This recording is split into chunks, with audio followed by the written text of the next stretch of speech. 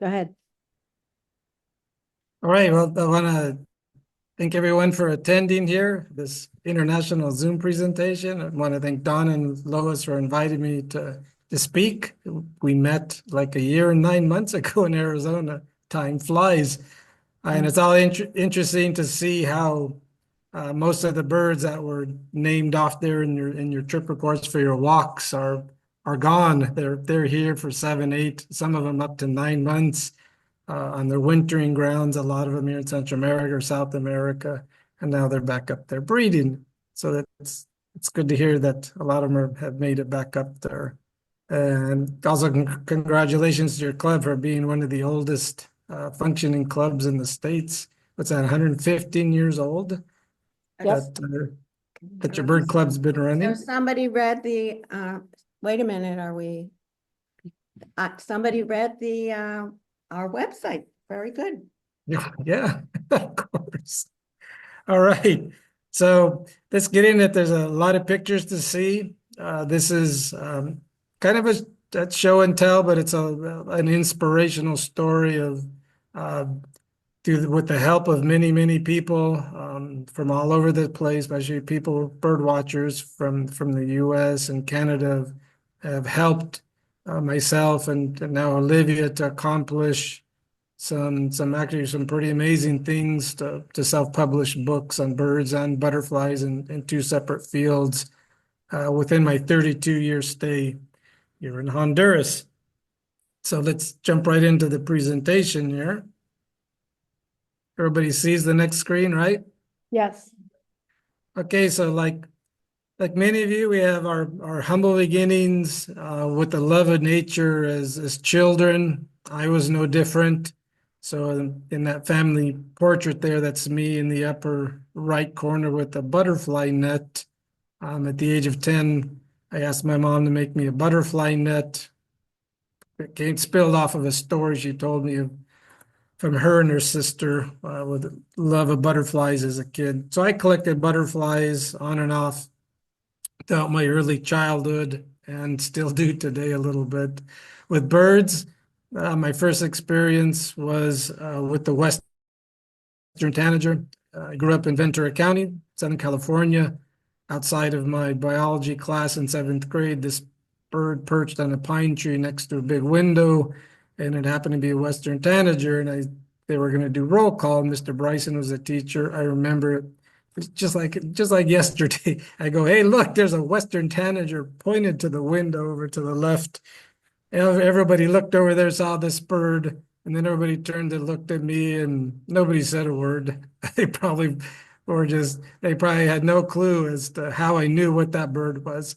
So as a child, my parents bought me like Peterson guides, and then they were coming out with new photo books with photographs of them with butterflies and birds and plants.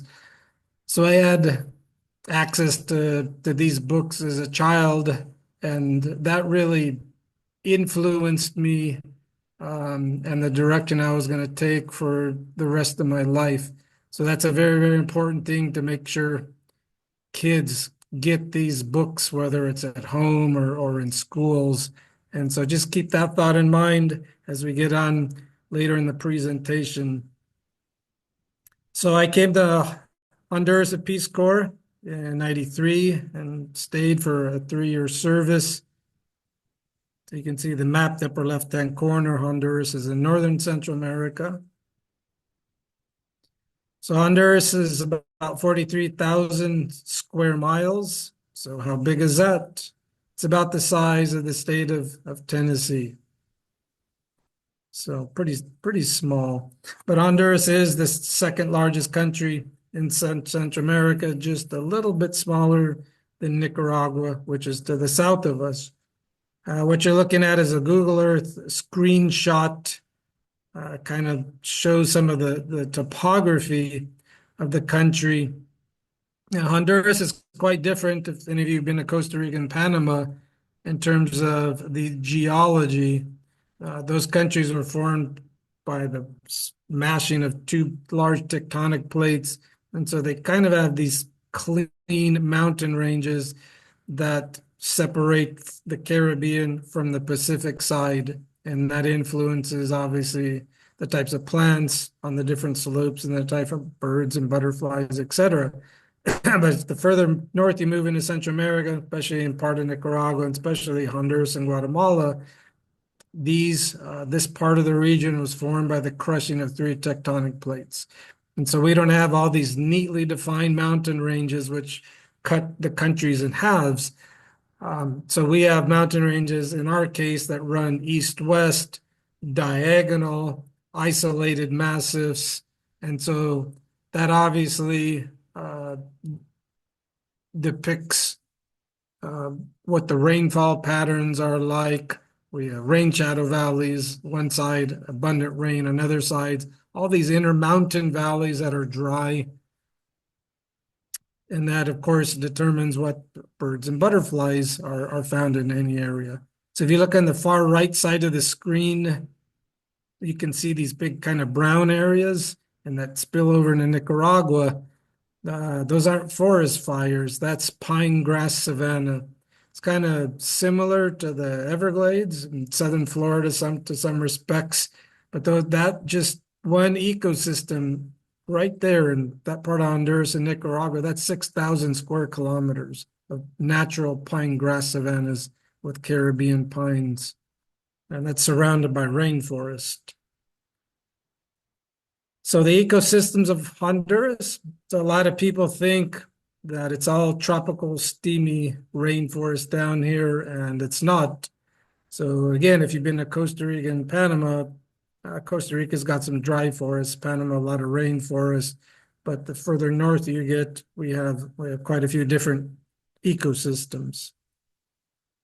So in the back of my first bird book I published, there's a big pull-out map that's in there, and it's got a rough layout of the ecosystems that are found in the country. Very complex topography that dictates into very complex ecosystems and forest types and plant communities. So we have Bay Islands off the north coast in the Caribbean, famous place for diving and snorkeling, and cruise ships go to one of the islands. This is a photo of the pine savannas I was telling you about in the far eastern part of the country. So if you've seen a Grace's warbler, we have a different species of Grace's warbler out there. There's a different subspecies of grasshopper sparrow out there. All these different subspecies of the yellow-backed oriole. Very, very strange place. Black-throated bob whites are found out there. This is the only place, and probably also occurs in part of the Nicaragua, same habitat, where the scarlet macaws actually breed in pine trees. Though in most of the range, scarlet macaws breed in holes and burrows inside broadleaf trees. They do that here in Honduras as well, but here in the pine savannas, they nest inside pine trees themselves.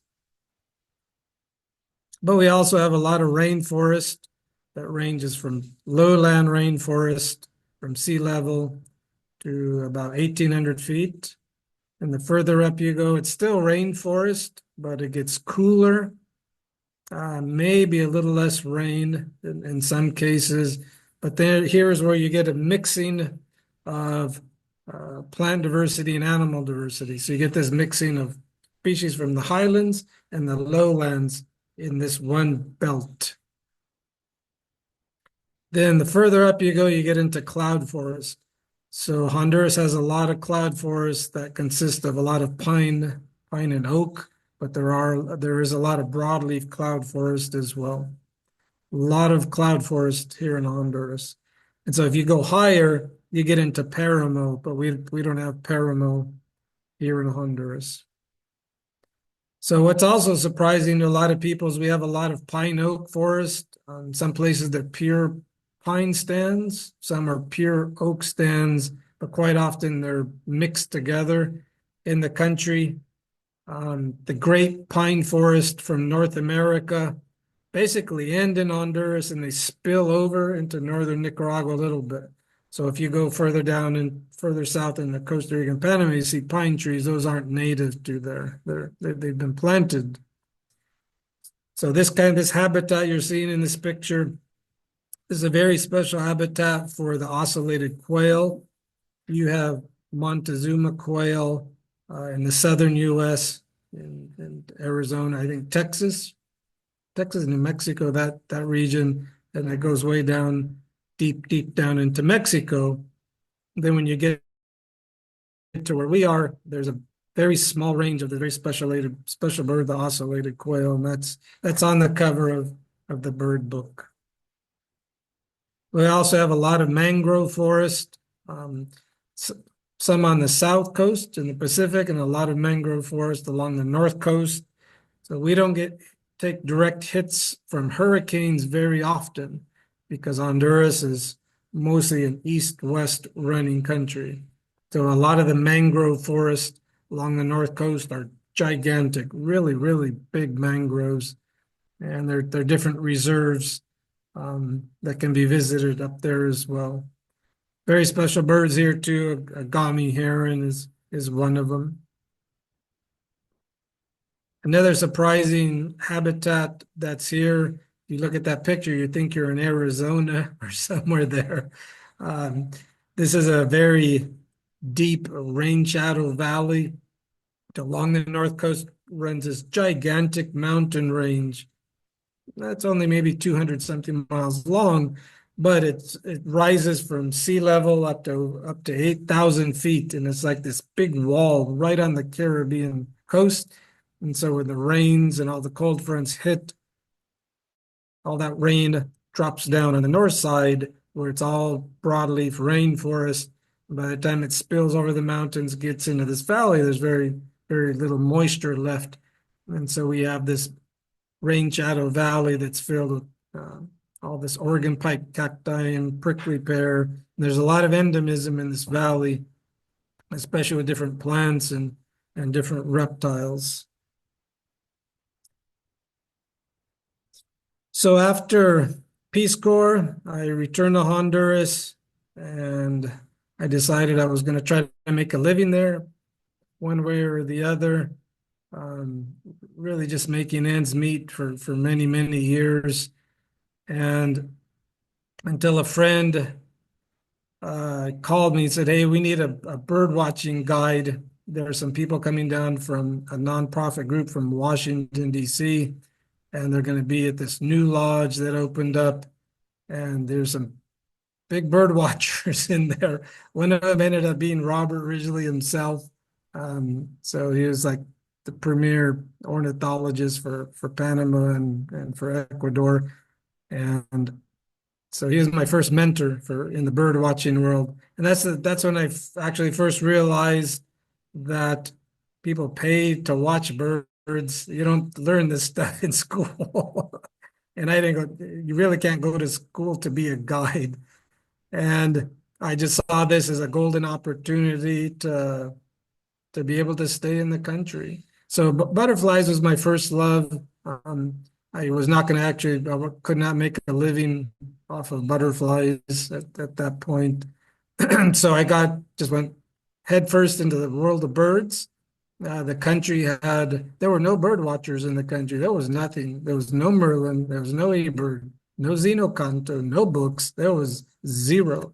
The only thing we had is that book you see there, a distributional survey of the birds of Honduras, which is a compilation of about 20,000, for the most part, study skins that collectors came and took out these birds, probably about over 150-year period. They were sent to museums all over the world. And this ornithologist out of Louisiana put this book together, went to all the museums, and put this monograph together. And so that was really the only thing I had to go off of to try to really learn the birds here in Honduras. And I also had to have birds of Panama, birds of Costa Rica, birds of Mexico, and a North American bird book to be able to identify all the birds that are found in this country, because everybody talks about Colombia and the Darien Gap as this big melting or mixing ground for Central America, and that's true between Panama and South America. But Honduras is also like another Darien Gap in northern Central America.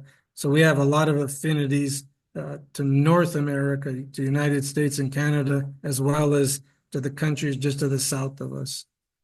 So I went out into the field year after year after year.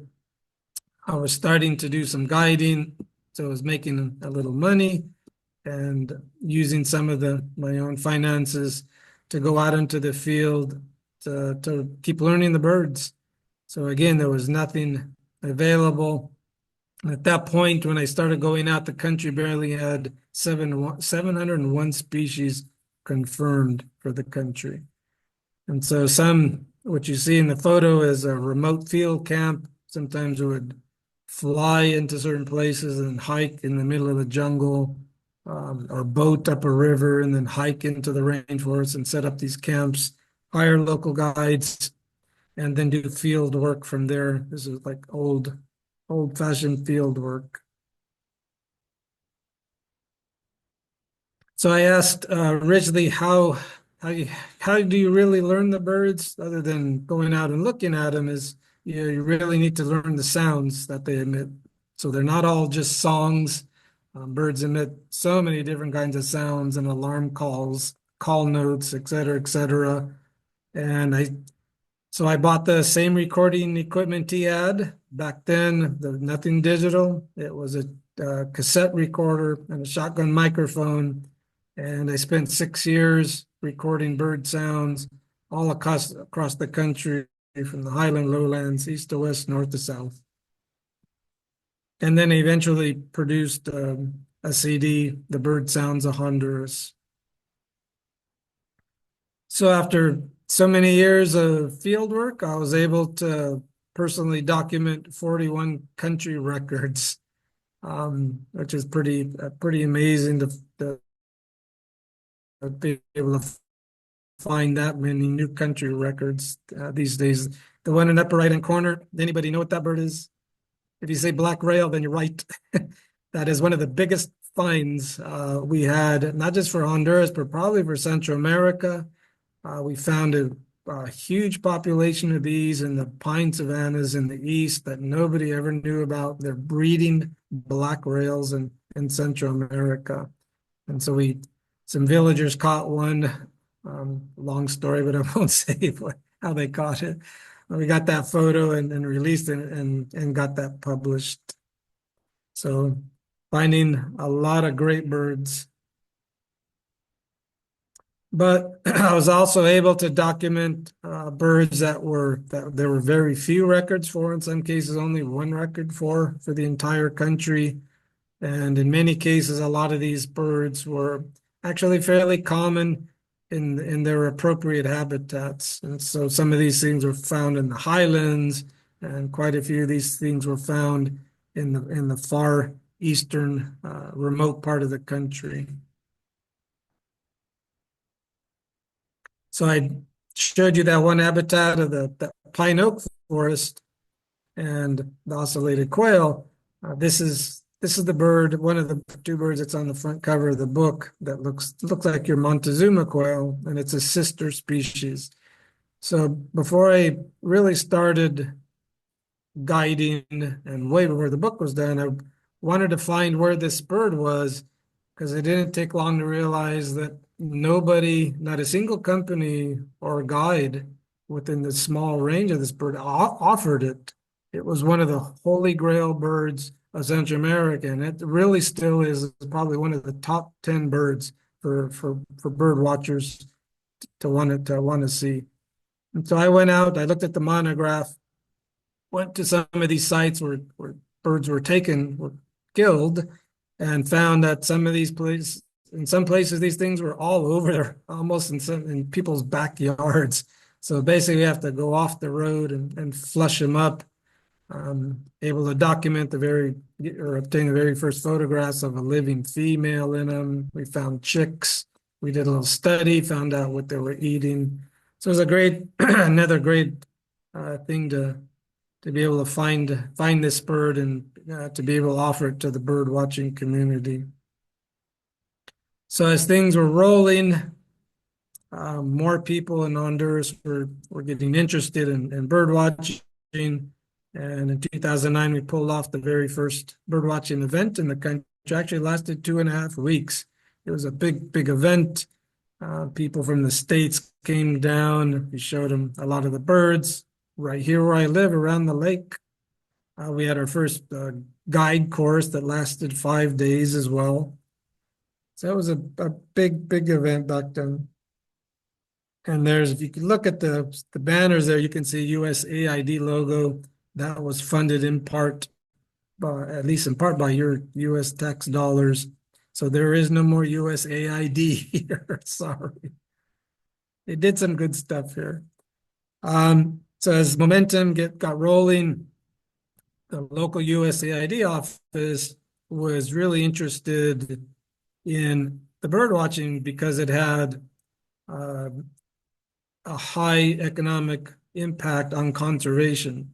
So a lot of countries, Costa Rica is the best example here, make literally hundreds of millions of dollars off of bird watching, and we were at ground zero. So we have all these great national parks and reserves. A lot of them are on paper, unfortunately, but a lot of them had some fairly good access to them and a lot of birds that people wanted to see. So a lot of birds we have here do not reach Costa Rica and Panama. So we have these Mesoamerican endemics that are found partially in Honduras and then the Guatemala and southern Mexico. And so none of these birds were readily available to the bird watching community. And so USAID started funding more formal courses that went from beginners courses that lasted 10 to 12 days, nonstop, and then started formulating advanced guide courses that had different modules in them, the very technical part of bird watching, learning the bird sounds, and then eventually started teaching them the business component, the business aspects of it, on how to do itineraries and how to do budgets. So it got very technical, these courses. But some of the guides that I trained are actually guiding internationally now. So they were very successful courses. And so there were about a total of about 5 courses over probably about a 5-year period.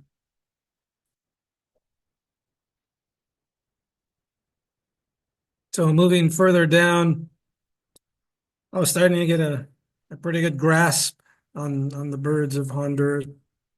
And I was the very first person here to actually attend a bird fair. So it was the Midwest Birding Symposium in Ohio in 2011. I had a little table there.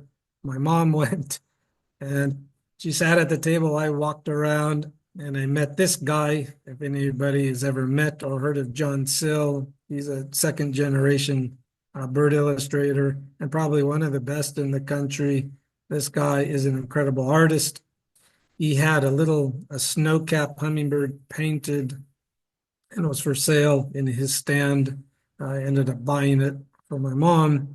And then I asked him if he was interested in tackling on this project of doing a guide to the birds of Honduras with me. And he said it sounded like an interesting project. And little did I know what I was in for, trying to take on a big book project. So at the same event, I walked around and came upon a table where there was a large publishing company there and the representative. And I talked to this person just briefly about this proposed project. I met John Sill, who wanted to do this book, and this person really, without giving any second thought, told me right in my face that my project was too small for them. That's what I was told right in my face. So I was not going to take no for an answer. I said, I'm going to do this book anyways. I'll figure a way how to do it. So I went headfirst into writing this book. I took basically a year off of guiding sat down for an entire year to write the first draft of the book. I had another mentor. I was a bird watcher in Missouri who has since passed away, but he helped me formulate my ideas and what I wanted to get across to the public in this book. I had met Olivia, and so she was starting to help with the book as well. She did all the individual range maps that are in the book. My good friend, still my good friend Luis, he's a graphic design person. He had to learn how to put books together using InDesign. And so we just went gung-ho on working on this book. And John Sale was painting. I had to figure out how to put a book together, what I wanted to see illustrated in the book, how many species and flight, females, whatever. And I figured out it was going to be about 73 plates and over 1,000 illustrations, original illustrations. John Sale was painting at a pretty good pace, but I really wanted to pick up the pace more and brought in two other artists. And then I had to figure out a way to how to pay for all this art. So I got the artists to agree to me that when they were done with the paintings, they were able to scan them and then use individual birds for postcards or whatever, but I was going to get the originals back. Why? Because I needed the originals to finance part of the book, a good part of the book. And so as fast as they were painting the individual plates, they would photograph it, send the photo to me, and I had a email group thing set up, and the plates would sell as fast as they were being painted. So I was able to literally pre-sale about 57 of the original plates. So that was part of the financing I need to do this book. And then this guy in the lower right corner, long story, ended up being executive from a big bank in England, took him out on a bird walk. He stepped in and wrote two big checks to help offset another chunk of the publishing cost. And so a book like this, oftentimes with the help of a publisher, all the financing of a publisher, editing team, graphic design team, an author or two authors, and sometimes multiple artists, can take 5, 6, or 7 years. We self-published and financed this book in 3 years. That quick. So to do that in this day and age, I don't know anybody who would tackle on a project like that. But from start to finish, that book took 3 years, a 550-page book. And it was about $120,000 budget to put this book together.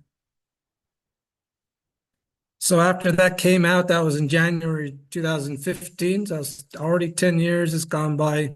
A new government came in, and they were a little more open-minded than a lot of the governments previously.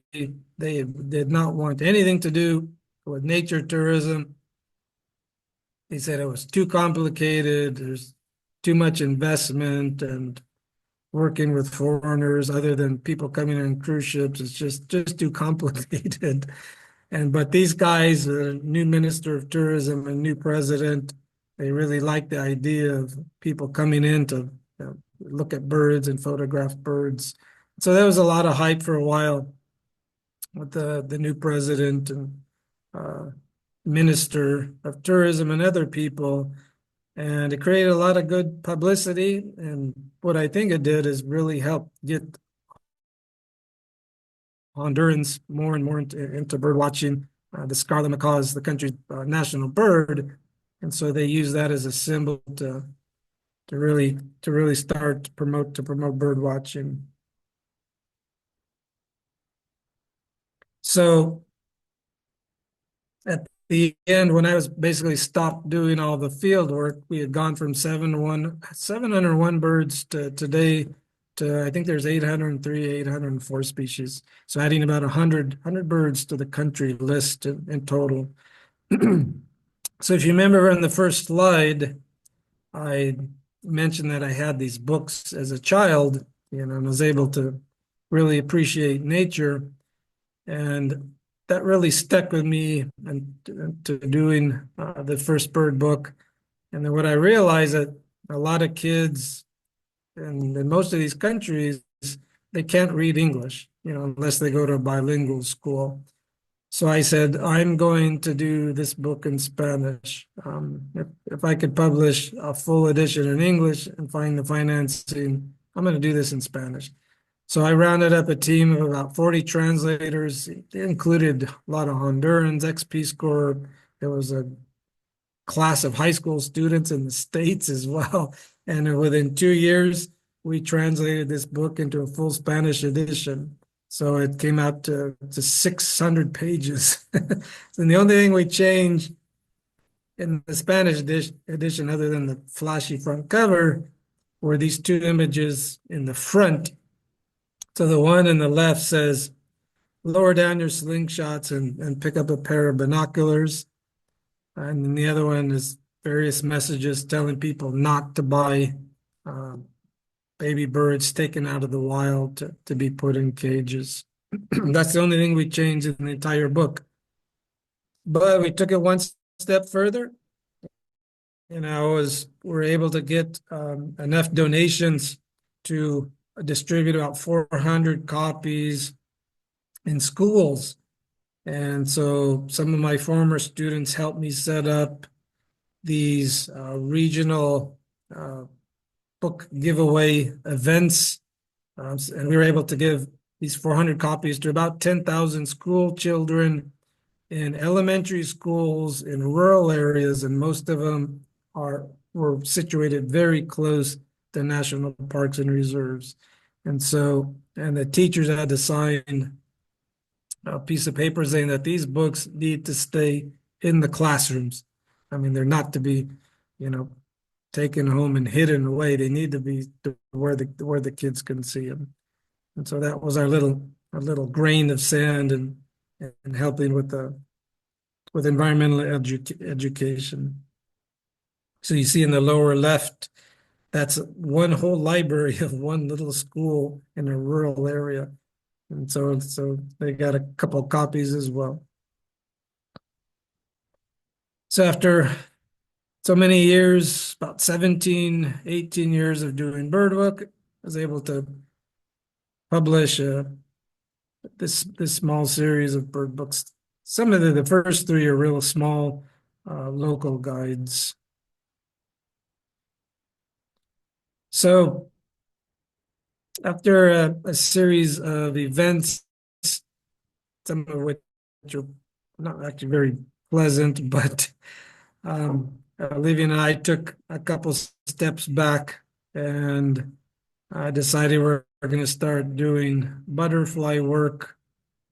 And we knew that this was a field that was probably even much more rewarding than the birds themselves, especially in the scientific world.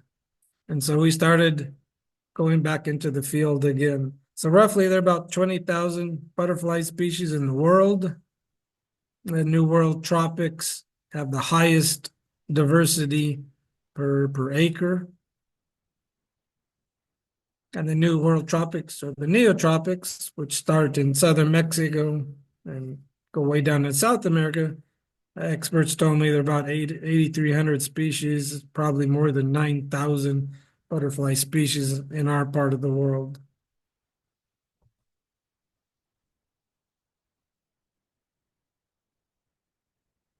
But with the butterflies, what we found, there was even less information and less to work off of than we had with the birds. So at that point, there was only a book for Mexico, little field guide, and a couple of books from Costa Rica. That was it. The only thing we had from Honduras was a published document that they published all the known butterflies and moths for the country. And at that moment, in 2012, there were only 861 butterflies documented for Honduras, and we knew there were a lot more than that. So out into the field we went, just gung-ho again paying for all these trips to all these places out of our own pocket. And at least in the beginning, we were doing a lot of collecting. There's almost no collections in the country. There's two that are, I mean, they're okay. I mean, they're very, very poor representations of the actual butterflies of Honduras. The Smithsonian probably has a lot of butterflies up in their collection, but there's millions there and they're all buried in there. Impossible to find. There's no digital database for their collection. So we decided, okay, we're gonna do our own collection. We were able to find the technical support of different butterfly experts from around the world, in South America and North America, all over, people that specialized in maybe just one family of butterflies that were willing to help us identify species. So we went out and collected all over. We were doing a lot of photography as well. But unlike the birds, we had now a lot more young Hondurans that were interested in going out into nature. A lot of them now have digital cameras, some of them not very expensive. And so a lot of them were bird watchers, but sometimes when they were in the field, they would photograph butterflies and send us their photographs. And so they were able to help us document many species that were new for the country and many species that were or are still considered rare here in the country.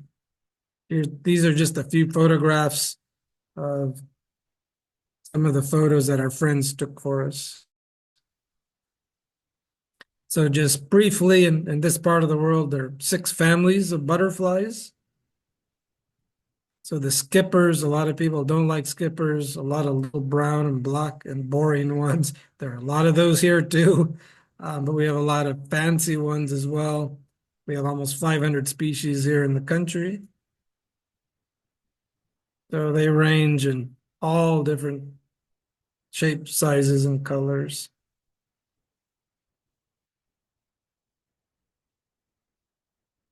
So you can see this one here. There's a pretty good sized group of butterflies that are called scarlet eyes or ruby eyes, and they have red eyes. So these are crepuscular or semi-nocturnal butterflies.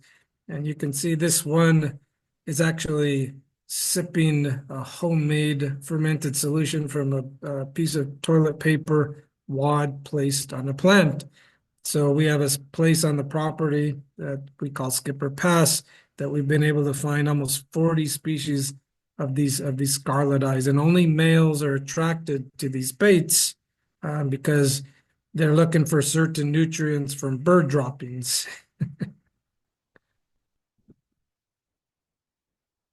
The next biggest family are the brushfoots.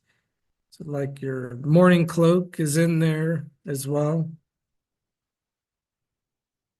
Our fancy morpho butterflies and owl butterflies and the glasswing butterflies. They're all in this one family.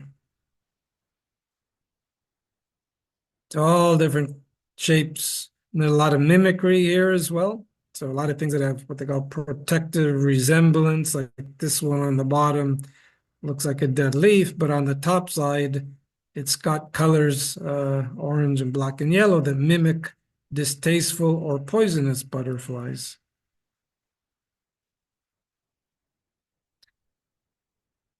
These are called crackers. There are many species here. And as far as I know, these are the only groups of butterflies in the world that can make an audible snapping sound with their wings.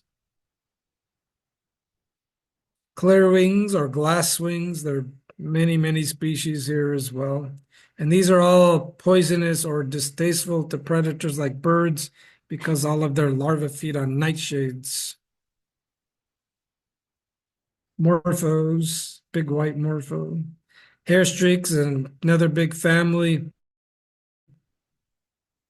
In terms of making the biggest contribution for any one family, it has been with these hair streaks because a lot of these live in the canopy and almost never come down at all. But we've been able to plant certain flowers, different species of flowers that will attract them down from the canopy. So a lot of beautiful species of hair streaks. Some of these things, like this green one, is literally only the size of one's thumbnail, really small. Another family called metal marks. Again, all different shapes, sizes, and colors. This one is also as big as one's thumbnail. It is tiny. That's on the thumbnail.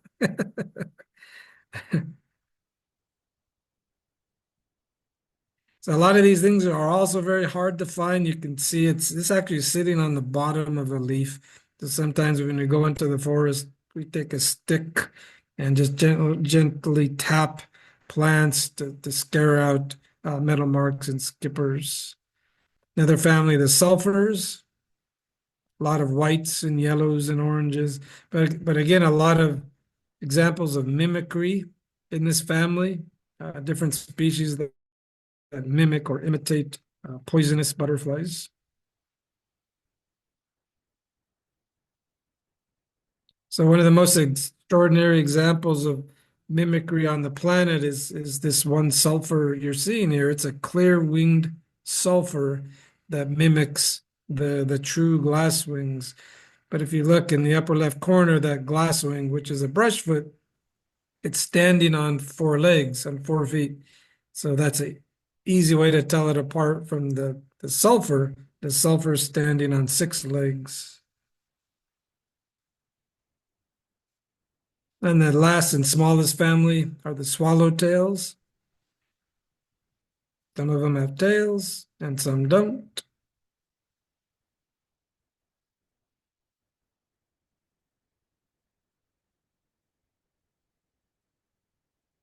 It's a beautiful species, a big one found in cloud forest. But really, all this revolves around plants, whether you're really want to learn the birds or the butterflies and you live and work here, one should really make a concerted effort to learn as many of the plants as possible. Basically, all this biodiversity of animals and butterflies and birds revolve around the diversity of the plants, the plant community in any given area. And so, especially with butterflies, a lot of these have only very one specific host plant where the females will lay eggs. And if they're lucky, one of the eggs will hatch, turn into a larva, make it all the way to the pupa or chrysalis stage, and then out hatches another butterfly. So it's a very only tiny percentage of an egg that'll actually make it all the way to an adult butterfly. There are a lot of macro parasites out there and pathogens that take care of all these along their way in their life. The larvae or caterpillars of butterflies are just absolutely fascinating as well. All different kinds of defense mechanisms. And if any of you have seen a blue morpho, the common blue morpho, this is the life cycle of green egg and yellow red larva, green chrysalis, and a blue butterfly. So how much do we really know after doing about 7 or 8 years of field work? Really just skimming the surface of the butterflies, at least here in Honduras. This photo shows an example of one that used to be endemic to Costa Rica, to the Guanacaste region. We found it here on our property. We found it twice. Someone else we know found one in Belize. So from 2012, when that first list was published, 861 species. Today we're up to over 1,300 species. So huge advances and a very basic knowledge of this the butterfly diversity here in the country. But as you can see there's probably well over 450 more species that could or should be here. And so we still have our work cut out for us. This photo shows an example of one species that was collected many years ago in Panama, and then nobody's found it since then. This is one that we have in our yard that pops up every year when our mist flowers bloom. So we thought we had another new species for science. And I sent the leg up to do DNA work. And according to the scientists, they said this is a butterfly that's in Peru. And so it's not known from anywhere else in between. It's found in Peru and then it's found in our yard. So who knows? Very strange. This is another one that's found in our yard. It was originally, the original specimen was found in Panama in the 60s and no one's seen it since. So we thought we had another new species. After DNA work was done, they said this is one that's in Bolivia. So it's found in Bolivia and then it's found at our place and nowhere else in between. So who knows? There's just not enough people looking. That's the problem. There are a lot of bird watchers in the region, and there's very, very few of us that are looking at butterflies. This is another one I found in Olivia's village with the border of El Salvador. It was also proven to be new for science. But basically, within the first 14 months of going out, we already had 3 undescribed species, 2 of which have gotten published. This is one Elizabeth's fire tip. This was the very first undescribed species I found. And this metal mark, I found it in our yard. It's only been found, it's only known from our yard, from our property. And so that got published and I named it after my mother. And this is the female of that metal mark. If we're lucky, we see 1 a year. That's it. So these are the 2 front pages of the 2 publications. While we were photographing butterflies in a university collection, they had a specimen in a case all by itself. I took a look at it, photographed it, sent it to an expert, and just from the photograph, he said that's new for science. The people at the university never did anything with it. They had this thing for 7 or 8 years. And then right after we sent off our PDF files for the book, the butterfly book, to get published, the same butterfly appears in our yard. 7 years, and we've seen it once. Came to our flowers, and I was able to photograph it. Tiny thing, looks like a little beetle. And this is going to be published literally any day now. Took about 3 years to do the manuscript. This is be the first time that the life cycle of this beautiful kite swallowtail would be described. The butterfly has been known to science for like 140 years, and nobody has ever turned up the host plant and described the entire life cycle. But this will be coming out in the journal Tropical Lepidoptera any day now. So as we doing a lot of the field work, photographing these things, putting the collection together, we were getting close to wanting to put the book together. So we started playing around and came up with the size of the book, did a sample plate, and then off we went. Gonna do another book. So there we go. About 2 years ago, we put out the first edition to Guide to the Butterflies of Honduras. And so one thing that's really cool about this book, this is the only book in all of Latin America that has depicted almost all the butterflies from all 6 families for a single country and accompanying text for every species. That says a lot.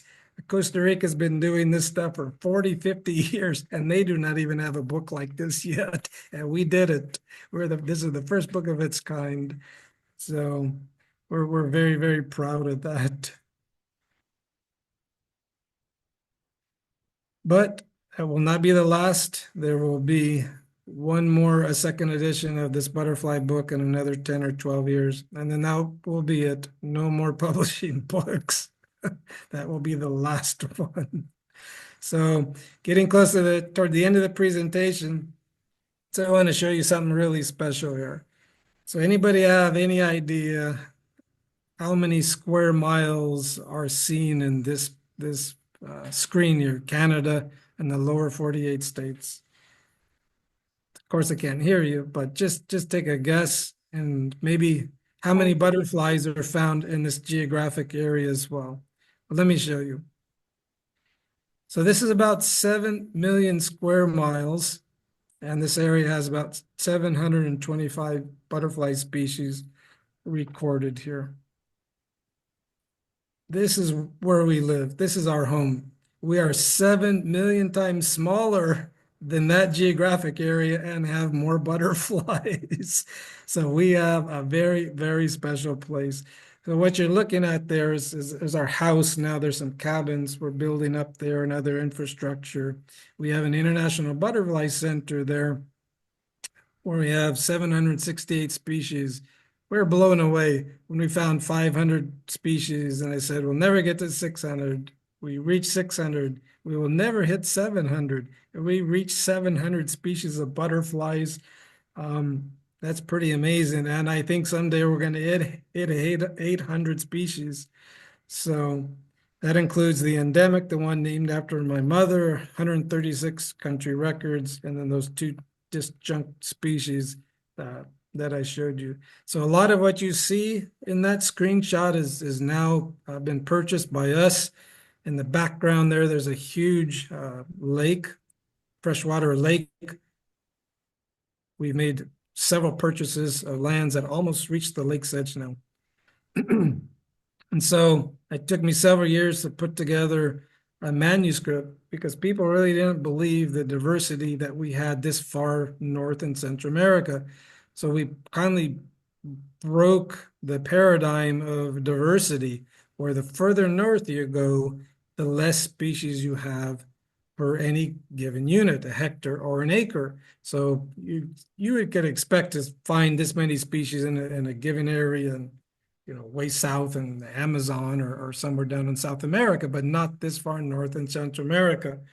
And I think a lot of people did not believe it. And so I said, I'm going to publish another manuscript and show people. So when this got published in 2022, we were barely at 704 species. And this is a 22-page published peer review manuscript in Tropical Lepidoptera. So one of the reasons why we have been able to document so many butterflies on this property is when I discovered this wildflower called the blue mist flower. Where our house sits used to be a corn and bean field surrounded by rainforest. One of the first plants that came up out of the stubble of the cornfield was this wildflower. It ended up turning out to be mist flower, blue mist flower. And the first plant that popped up and had flowers attracted an amazing amount of butterflies. And so we had a gardener, and so he had strict orders not to cut anything that looked like that was sprouting. And so eventually we had a wild mist flower garden for quite some time. And then we formally put in a formal mist flower garden with steps and paved pathways and benches and stuff. So we're doing about an 8-year study on this one flower on our property. This past season, the study lasts about a month, and I hire somebody now, a kid, to help us identify the butterflies. You can see there in one season, we recorded 347 species on that one flower, just in one season. And that's it. We found it's getting close to 500 species of butterflies now, just on that one flower. So in 2020, we knew we had a lot of great butterflies in a special place. I said, let's start putting together a butterfly festival.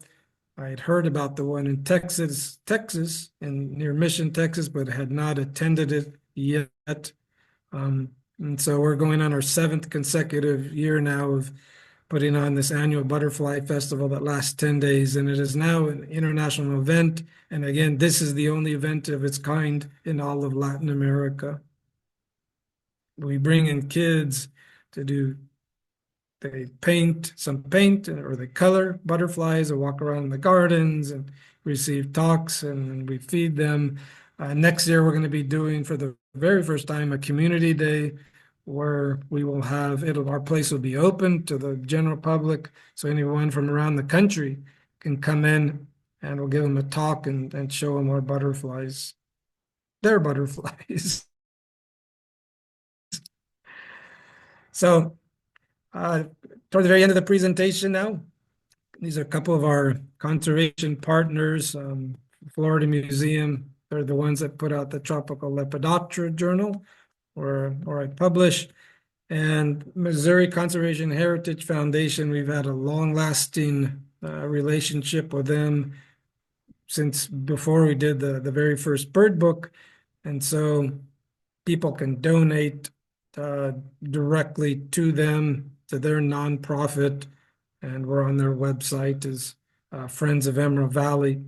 And so all the donations for the past almost 2 years have gone to purchasing more tracts of rainforest. And at this very moment, we're just about ready to do our 9th purchase of about another 8 acres.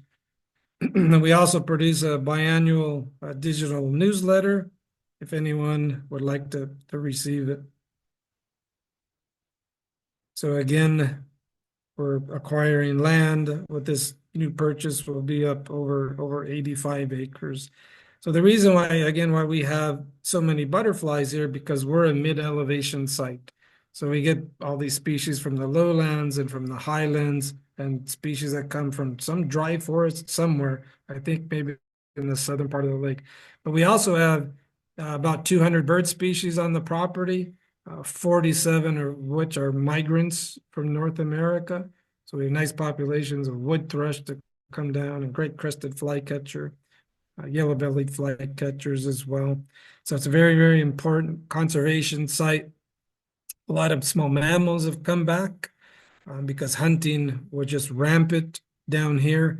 We now have paca have come back, agouti, we have gray fox, we have ocelot are now back on the property, coatis as well. So a lot of small mammals have been able to come back to the property, now protected. And we're also building Nature Lodge, very nice lodge. We're open right now, but we're going to continue building. We have a small eatery that's functioning as well. So eventually we'll have a total of 8 rooms. Little by little, building down here in the middle of the jungle is very difficult. And if you can see, the cabins are not on flat ground. They're up on a slope, up on stilts. You come out of your rooms in the morning and you're in the rainforest, surrounded by the rainforest, almost bird's eye view, all the chachalakas and orioles and 3 species of toucans here on the property. So it'll take some time to finish it, but we will. So that's all I have. So I hope you enjoyed the presentation, and we can see if there are any questions. Open it up for questions.